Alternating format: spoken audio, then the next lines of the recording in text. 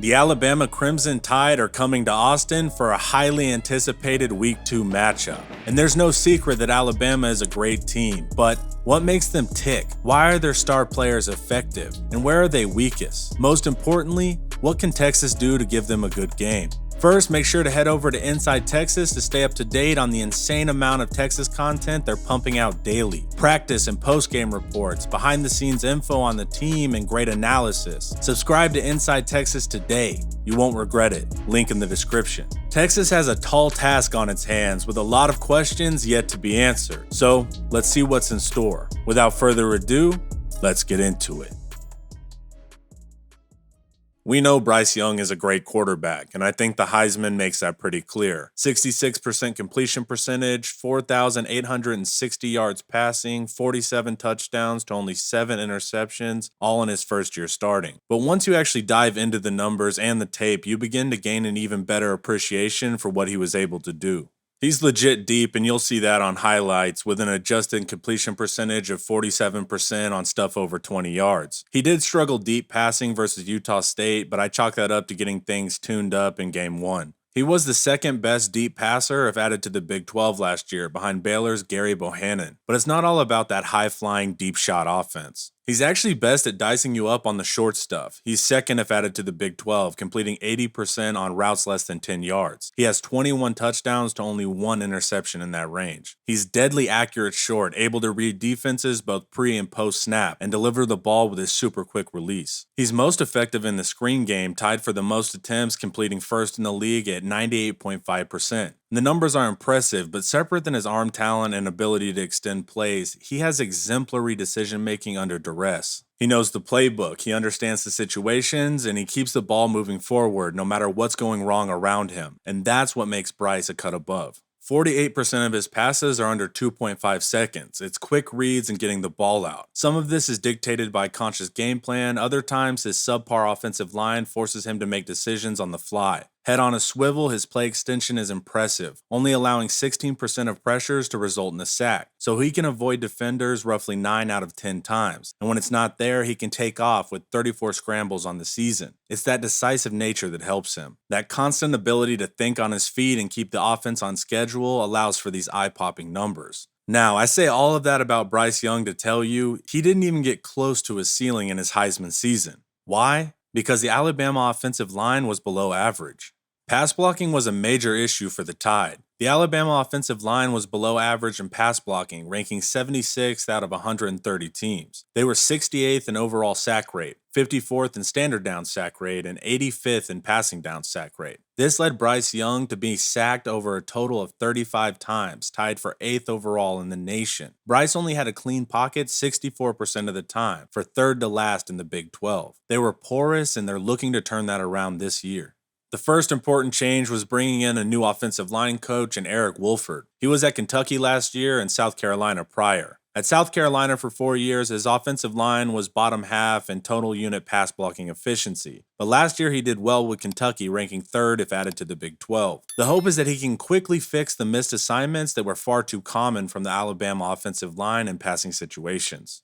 Personnel-wise, they brought in Vanderbilt left tackle Tyler Steen, and he wasn't exactly lighting it up there. He gave up 5 sacks, 10 hurries, and 27 pressures. Steen would rank as the 15th pass-blocking tackle if added to the Big 12. Then Alabama needed a big change at right tackle from last year, since 27% of all pressures came from that position. This year, they are going with true sophomore J.C. Latham. Last year, he had 135 snaps at right guard, ranking 17th out of 22 pass-blocking guards. But we're going to see if he can live up to that top tackle designation coming out of high school. He's young, so you expect growing pains, but he's also talented. Both tackle spots do not have a returning proven starter as of yet, so that'll be something to keep an eye on.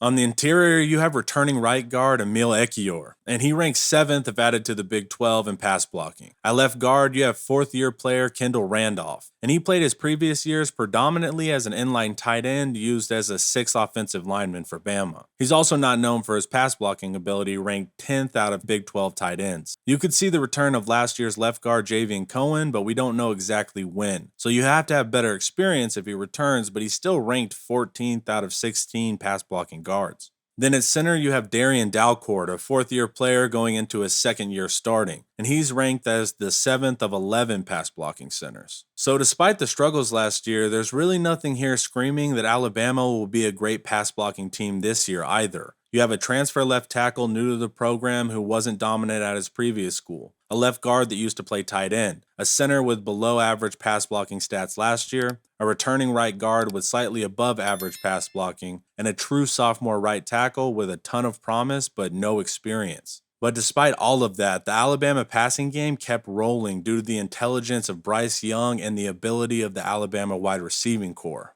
Alabama is not new to having quote-unquote unknown receivers starting, and year after year it pans out. There's potential guys all over the place, but no one is really for sure who the next big name will be. They didn't seem to feel overly confident with their developed talent and secured wideout Jermaine Burton from Georgia and Tyler Harrell from Louisville. First, it's a Game 1 depth chart we're going on, and these can be in flux. And like Sark's offense, Alabama isn't rigid about where wide receivers line up. Based on formation, a traditional outside guy can move to the slot and vice versa. Let's talk about Burton as the starting X receiver. And I knew Georgia didn't maximize their passing game, but to have Jermaine Burton only get 22 targets on the season, no wonder he transferred. Of those 22 targets, he caught 20 for a stellar 90% catch rate. He's a deep threat, averaging an awesome 19 yards per reception, scoring 5 touchdowns. If added to the Big 12, he'd rank 12th. But let's see what he can do with an added focus on getting him the ball. He's been Bama's most consistent guy throughout camp. Louisville transfer Tyler Harrell is backing him up at X receiver, and he's super fast, running a 10.54 his senior year of high school in the 100 meters. He has an insane yards per reception, pulling in an average of 31.8 yards per catch for first overall. He's first in average depth of target at 25.3 yards, and he also has the highest yards after catch per reception at 11.5. It's not that he's just trucking dudes after the catch, his speed generates great separation. So when he catches the ball, he's already 10 yards behind the DB and he just keeps running. And this is also displayed by his very low 20% contested catch rate. There's 2 possible reasons for him not starting. First, Harrell needs to improve significantly on his hands. On 30 targets on the year, he caught just 14. That ranks 44th out of 45 total receivers if added to the Big 12. And he still needs to get up to speed on the offense, as he had some injury issues limiting him during spring camp. And then moving to field receiver, Alabama gave their start to the junior Trayshawn Holden. And he's a 6'3" sure-handed receiver, catching 81% of his targets, putting up 11.4 yards per reception on 27 total targets last season. Most importantly, he and Bryce Young have excellent chemistry due to them being roommates. Backing Holden up is sophomore Jakory Brooks, who also stands at 6'3". And dude has all the makings of a first-round receiver, but he's a year younger. He's an incredible athlete for his size, and that's evident by him also being listed as a kick returner. Then you get to slot receiver, which has dealt with a lot of injury. Of course, JoJo Earle is out for a while with a foot issue. So as of now, you have the lightning-fast Kobe Prentice, and he's a true freshman, so not much is known about what he can do. But he was getting a ton of targets early in the Utah State game. He's getting rave reviews out of camp, and he's been making some explosive plays. And then you have Christian Leary behind him at slot, who is even faster, posting a 10.5 100-meter time. So the Alabama receiving room has a ton of guys, but it's also been in flux due to injury primarily. So just because there are no returning top receivers doesn't mean that multiple of these guys won't pop. We see it year after year from Alabama. In the run game, Alabama blocking was slightly better than their pass blocking, but still only 54th out of 130 teams. They were 35th in standard down line yards, 62nd on passing downs, and they were 46th in power run success rate. All above average, but not great by any means. If you lump all offensive line positions together, right tackle J.C. Latham is 7th in run blocking. Left tackle Tyler Steen is ranked 20th. Right guard Kendall Randolph is 21st. Center Darien Dalcourt is 22nd. And right guard Emil Ekiyor is 34th if added to the Big 12. And once again, despite the non-top 20 offensive line performance, Brian Robinson Jr. went for 1,340 yards with 14 touchdowns. And he's graduated, but it's to show you that even if the run blocking doesn't improve, they're still going to have rushing success. And they brought in a new guy to make that happen. Bama added Georgia Tech transfer Jahmyr Gibbs. If added to the Big 12, he ranks 6th out of 16. He's average in yards after contact per attempt, so with sure tackling, you can bring him down consistently. But if you miss, you're gonna pay. Dude is shifty, able to cut well while maintaining forward progress, fast guy. and he's tied for third with 11 runs of 15 plus yards, with 44% of his yards coming from runs over 15 yards. He's not a bruising third down red zone type back. He's twitchy and he can gash you between the 20s. But Gibbs was spotty in his outings last year. He had 6 performances where he was held to 60 yards or less. Against Pitt, he had negative 10 yards on 10 attempts. Gibbs' offensive line at Georgia Tech was 46 out of 130 teams, so they were above average in run blocking. So it's still yet to be seen if Gibbs can be more consistent when giving higher rushing opportunities. He likely will. But while Jameer is rather boom or bust from purely a running perspective, he more than makes up for that with his ability in the pass game. He's the highest rated receiving back I've added to the Big 12 and 3rd overall in the nation. He had 36 catches, averaging 10 yards per reception. So you have to be highly aware of him in the screen game or routes to the flats. Like I said, you do not want to deal with Gibbs in open space. So this pairs especially well with Bryce Young's ability in the screen game. Those two skill sets together can create a ton of explosive plays. The keys for the Texas defense is to heat Bryce Young up with unique pressures to test that pass blocking unit. And Bryce still makes awesome plays under pressure, but we have seen sacks on him were common last year. Send extra guys and pray you get there before he can get the throw off. Their tackles are untested in the Bama offense, but the Texas pass rush is also unproven. Ideally, defensive backs need to play more man techniques to take away the short throws from Bryce because that's where he gets cooking. But the risk is when they do want to go over the top, they have a myriad of receivers who can make the play and Bryce is accurate deep. The tough part is there is no definite number one guy, meaning you don't necessarily know who needs to get doubled. It could end up being a whack-a-mole situation. In the run, you need to make contact with Gibbs early and you should be fine. Early season poor tackling mistakes will lead to big runs. So that's the Alabama offense. But before we hit the defense, you need to check out Prize Picks. Prize Picks is a US-based daily fantasy sports app where you can make college football player projections all season long. How does it work?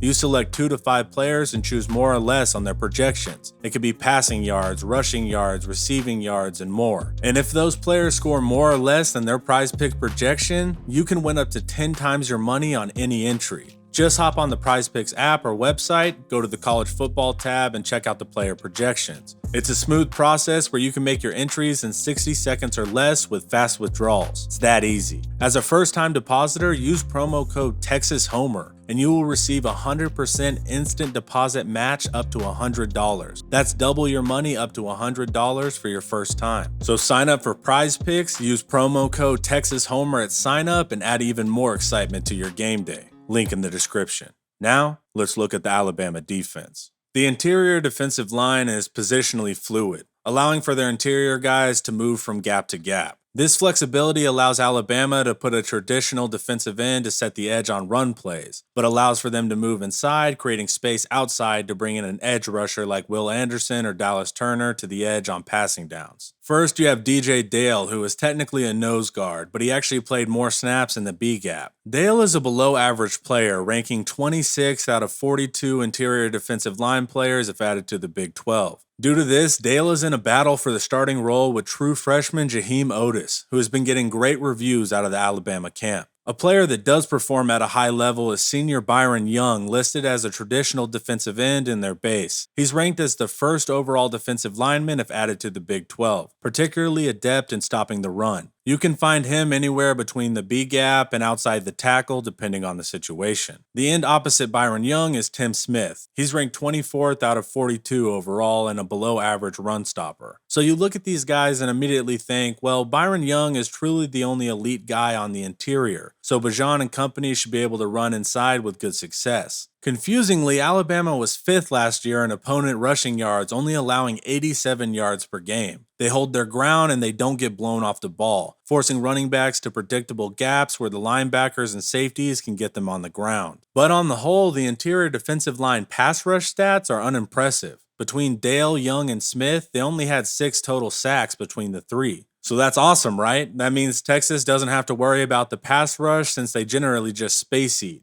Wrong. Their pass rush comes from their players that are technically hybridized linebackers, and man oh man are they good. Will Anderson is a nightmare and a player coaches have to spend an inordinate amount of time scheming for. You see a lot of tight end play versus Anderson, not for the pass game, but to give the offensive tackle help. If it's not the tight end, you're using your back to chip him as much as possible. It's not ideal how many resources you have to devote to Anderson play after play. He is number 1 in the nation in total pressures at 82. 15 of those are sacks, hurrying the quarterback an additional 56 times. What's more absurd is he's not even pass rushing on every down. Alabama will drop him to cover the flat as well. And the only exploit there is on Anderson that I've noticed is forcing him to a certain side to rush based on formation. He only rushes from the right side about a quarter of the time, but he is half as effective rushing from the right side opposed to the left. So in the pass rush, he's the most elite guy in the nation bar none. But due to those crazy numbers, people often forget to mention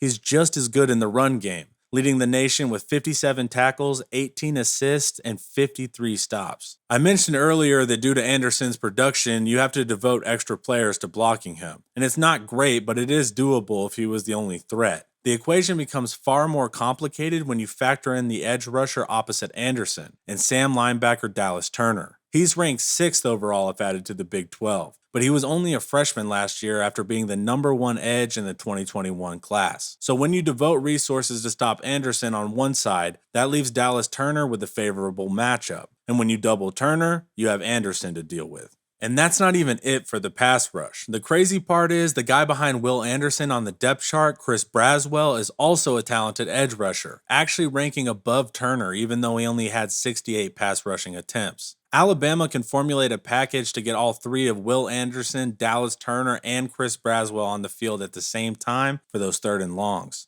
The weakness of the Alabama defense on paper is their linebacking core. Henry To'oTo'o is another case of name recognition making a player appear better than on-field production. To'oTo'o ranks 16th out of 26 Big 12 linebackers, and he's best in the run, though not a top 10 player. And as a Mike linebacker, he's weakest in pass coverage, ranking 22nd out of 26. The weak side linebacker is a player Texas targeted in the portal before he decided to return to Bama. Jalen Moody is a 5th-year player who has never had over 120 snaps in a single season, hence him putting his name in the portal. But he has won the starting job at will this season. Based on his 94 snaps from last season, he performed better than To'oTo'o, but he's not in that elite tier, ranking 15th of 43 linebackers with a minimum of 50 snaps. Moody performs better in pass coverage than the run. Corner is really interesting for Alabama this year. First, let's discuss Eli Rix. He was the number 2 cornerback overall in the 2020 class and he headed to LSU. His first season, he was ranked as the number 2 overall corner if added to the Big 12. But since he has struggled with injury, only playing 6 games in 2021, ranking as the 18th corner. Alabama snatched him up and the average fan assumed he'd be a starter for sure, but that hasn't been the case. Rix is still trying to get back to full form and learn a new defensive scheme. Saban listed cornerback 1 as Kool-Aid McKinstry or Eli Rix, but a couple friends at Alabama have indicated Kool-Aid is performing better up to this point. Kool-Aid wasn't great last year, ranking 18th of 39 corners, but he was a true freshman and got 479 snaps of experience. Kool-Aid did his best work in the run game as a top 5 run-stopping corner, but coverage is where he needs to improve, barely making the top 25 at the number 24 spot. The second cornerback spot is also interesting, with a redshirt freshman in Tyrion Arnold and another or situation for the starting spot, with a senior Kyrie Jackson. In both cases, the younger players seem to have won out early. This limits experience within the position group, so you expect younger guy mistakes. But for Golding to like the younger guys, it tells you quite a lot about their natural athleticism. At nickel, Brian Branch is ranked 4th overall if added to the Big 12. Branch is another staunch run defender. He can read the run scheme, get off the block, and deliver a good hit time and time again. He makes running off the tackle to his side way more difficult. But that's not all he can do on the edge. He's also a very adept pass rusher, adding him to an already insane stable of edge players. Branch can leave his slot and come on the blitz, and he's 3rd in the nation for all corners, with 10 total pressures last season. He's a decent coverage defender, but it's matchup dependent. He will stick to tight ends like glue, but faster slot receivers have a better chance to make the play. But if we're talking overall, Brian Branch is an awesome player. The current second on the depth chart behind Branch is Malachi Moore, and I've had Alabama friends mention to watch out for him, but I can't verify his ability statistically, ranking 28th of 39 players if added to the Big 12. If he doesn't get a ton of reps at nickel, he is also listed as a second-string safety. And speaking of safeties, let's hit the final Alabama position group. And now we arrive at the second best player on the Alabama defense, safety Jordan Battle. Dude is ranked as the #1 overall coverage defender if added to the Big 12, and that's including corners. He only allows 58% of targets thrown on him to complete for 5th best. That's averaging only 1 reception every 17 targets. The most important trait for safety that I stress over and over again is awareness, and Battle possesses this. Battle understands opposing offenses and where they're trying to attack. He's a senior that first started as a sophomore with the highest snap count on the team from last season. Golding trusts Battle to be on the field in every situation due to that intelligence. He's flexible as well, being able to move from the box to up high. He's a sure tackler, having the second lowest missed tackle percentage if added to the Big 12, at only 8.5%, and he plays the run very well for a safety. Opposite of Battle, there's free safety DeMarco Hellams, and he's ranked 10th out of 24 safeties. And this is a safety that loves to hit. Usually you'd see his traits more in a strong safety or box safety, but he plays up high 3 times more than down low. Regardless, his focus on making the hit lands him as the 3rd run-stopping safety if added to the Big 12. He's less effective in pass coverage, ranking 14th out of 21. If you were forced to choose, you'd throw at Hellams and run at Battle. In summation, Bijan is going to have to make Heisman-level plays against the run defense despite a young offensive line. He will need to be consistent picking up yards on early downs to avoid those 3rd and longs. Interior offensive line should have a better chance up against Alabama's linebackers, at least in the run. Pass rush will be tested with a true freshman Kelvin Banks and Christian Jones, who was second to last in pass blocking tackles last year in the Big 12. Alabama's team strength is our offensive weakness. They will need to protect Quinn from the nickel blitz from Branch as well, because a young quarterback might not pick that up. In the past, Texas wide receivers will have some chances against younger corners, and we want to pass short to nullify the defensive line, but we should absolutely take our shots to keep the secondary from creeping up to help on the run. Quinn didn't complete well deep versus ULM, so that's got to improve in a hurry for Bama. When Quinn is throwing deep, he needs to be aware of safety Jordan Battle lurking around the catch point and trying to trap him. You don't want to be hesitant, but you also don't want to be stubborn either. You have to take care of the ball.